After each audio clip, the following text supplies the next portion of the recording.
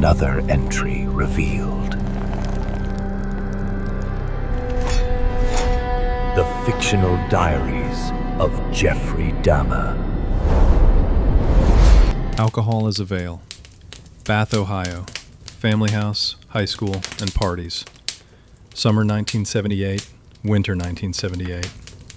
Chapter 1. Surgical precision of the first burn. The first time whiskey scorched my throat, it didn't numb, it cut. A scalpel, not a fire. Jack Daniels carved into the soft tissue of my conscience and scooped it out with surgical detachment, sealing the wound behind with liquid cauterization. What should have been pain was revelation. The drink excised empathy like diseased flesh, leaving behind something harder, colder, cleaner. I sat on the sagging porch of our collapsing house, the bottle against my ribs like a transplanted organ, pumping its black current through my veins. The crickets outside rasped in rhythm with my pulse. The humid night pressed against me like formaldehyde-soaked cloth. In the half-light, the road stretched before me like an autopsy table, promising endless specimens. Behind me, the house reeked of decay.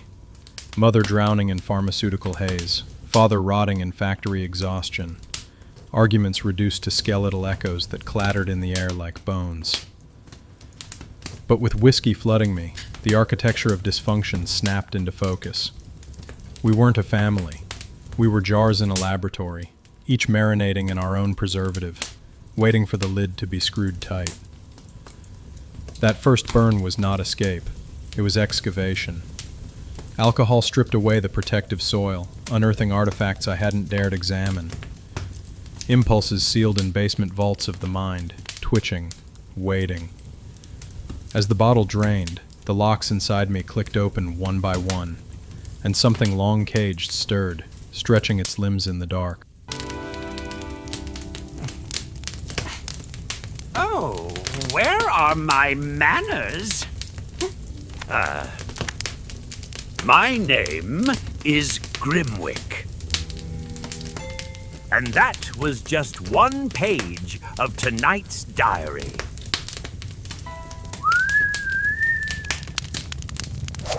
Chapter 2. Laboratory conditions at Revere High. By fall, the hip flask had become more than accessory. It was an instrument, a surgeon's tool. 3 doses a day, 1 to dull the glare of fluorescent light, 1 to sterilize the filth of cafeteria chatter, 1 to erase the last trace of hesitation before the final bell. Each swallow reset the lens. Each burn fine-tuned my sight. The flask pulsed against my ribs like a second heart, but one that pumped clarity, not blood.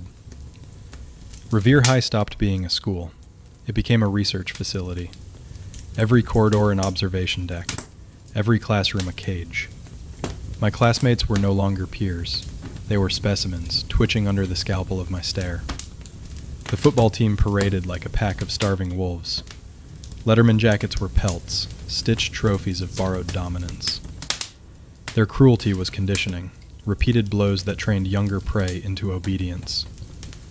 Tommy Kowalski strutted at their head, his fists permanently clenched, knuckles whitening with the desperation of an animal who sensed its own inevitable extinction. The cheerleaders' hierarchy was ritual vivisection, their smiles sliced like scalpels, carving reputations open, extracting weakness with practiced precision.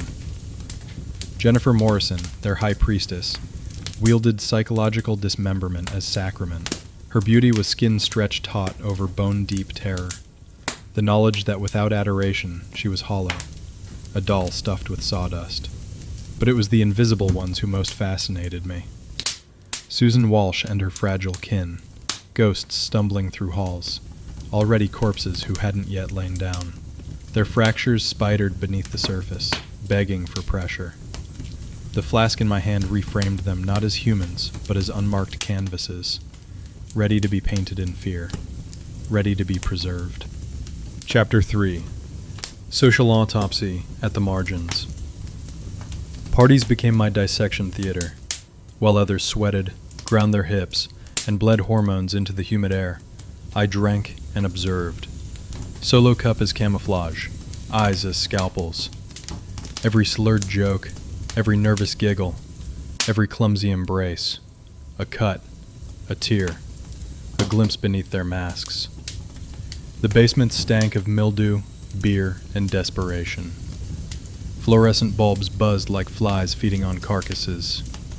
My classmates writhed in simulations of intimacy, their voices pitched higher, laughter sharper, a theater of mating rituals hollow at its core. I stood at the edge, scalpel steady, cataloging pathology. Jennifer Morrison laughed until her voice cracked. When Brad lingered too long with Ashley, Jennifer's mask fractured, jaw tightening, nails carving crescents into flesh. Behind the reconstructed smile was pure predator, already planning retaliation with surgical cruelty. Tommy probed the smaller boys, corralling them like livestock, his beer-thick breath testing their fear responses. The delight in his eyes was familiar, hunger mirrored in my own reflection. But unlike him, I had precision.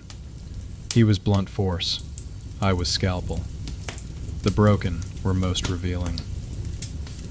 Billy Capshaw, dissolving into confession, his failure spilling out like organs in a sloppy autopsy.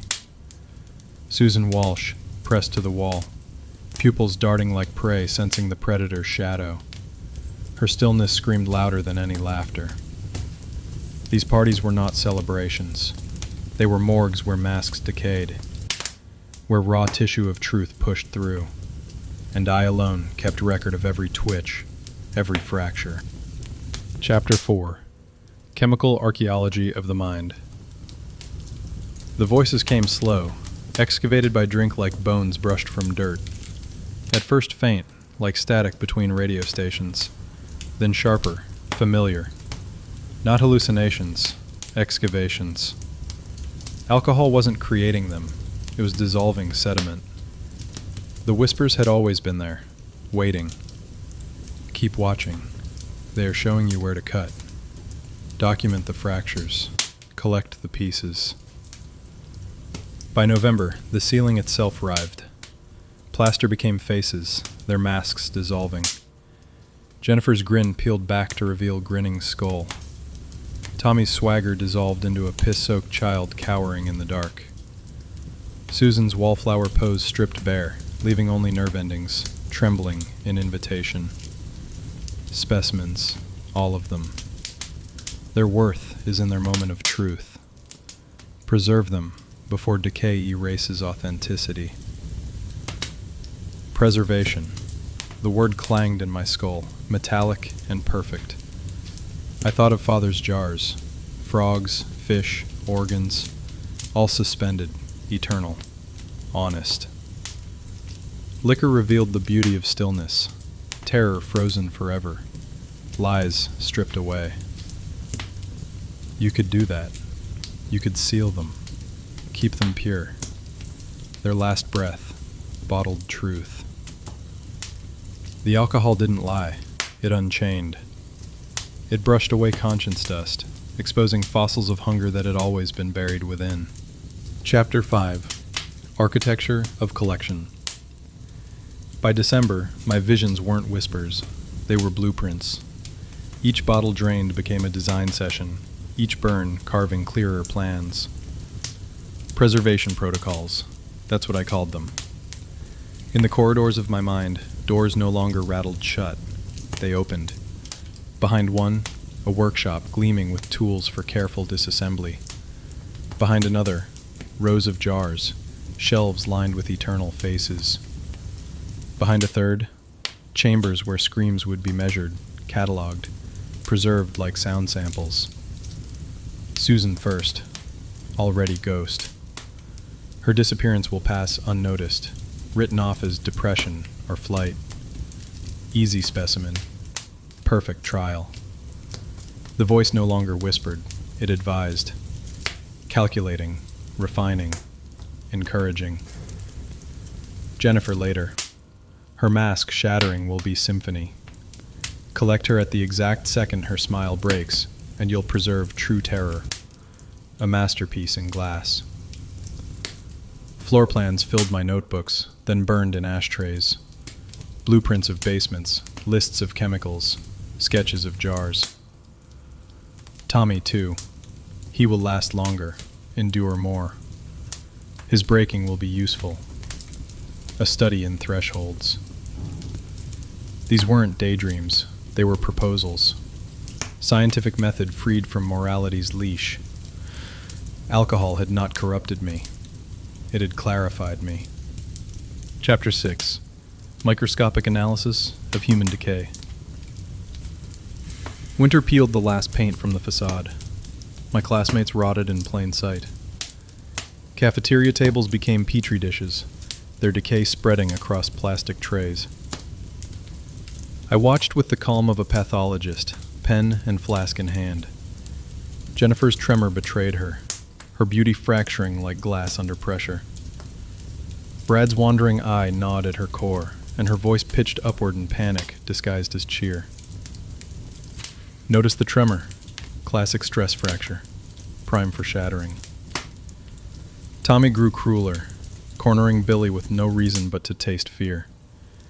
His pupils dilated, his breath slowed, his grin sharpened. He's discovered the narcotic of cruelty, but he's crude. You will be precise. You will measure the breaking point with accuracy. And Susan, poor Susan, slipped further into invisibility. Teachers forgot her name. Her throat-touching tick became near constant, as if rehearsing the rope already tightening around her neck. She is ready. She is offering herself. Soon she will not resist at all. Collect her while her terror is still fresh. Each sip honed my vision. Each note added to the archive. They weren't students anymore. They were data sets. Trials waiting to be run. Chapter 7. Threshold Protocols. By Christmas, the flask had done its work. No more theory, no more rehearsal. The barrier had dissolved. Observation complete. Application required. The mirror no longer showed a student. It showed the researcher, stripped of mask, sharpened by months of liquid clarity. High school has served its function. The true laboratory lies ahead. College. Anonymous dorms, hundreds of specimens, unchecked, unguarded. A city of prey. Visions came sharper than ever. Dorm rooms restructured as laboratories, concrete basements humming with preservation equipment, screams echoing into jars.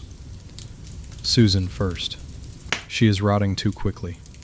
Preserve her before she slips into nothing. Bottle her authenticity now, before it decays. My chest tightened. Not fear, not guilt. Hunger. Anticipation. Fingers caressed the empty bottle, imagining steel, clamps, glass jars. Snow fell outside like flakes of ash, silent, endless, covering the world in funeral shrouds. Behind it, future specimens walked unsuspecting, already catalogued, already claimed. The performance was finished. The veil dissolved. The laboratory awaited. The protocols were ready. The collection would begin. Ah. I trust you enjoyed this glimpse into a most curious diary. If so, leave behind a small token of your delight with a like, and do consider joining our circle by subscribing. And remember, ring the little bell, and you shall be the very first to know when another diary or a fresh entry emerges from the shadows. And if a whisper stirs in your mind, a thought, a riddle, perhaps a name of someone whose secrets you would dare to uncover, leave it for me below. I read them one by one. And who knows, your wish may guide my hand to the very next diary I choose from my collection.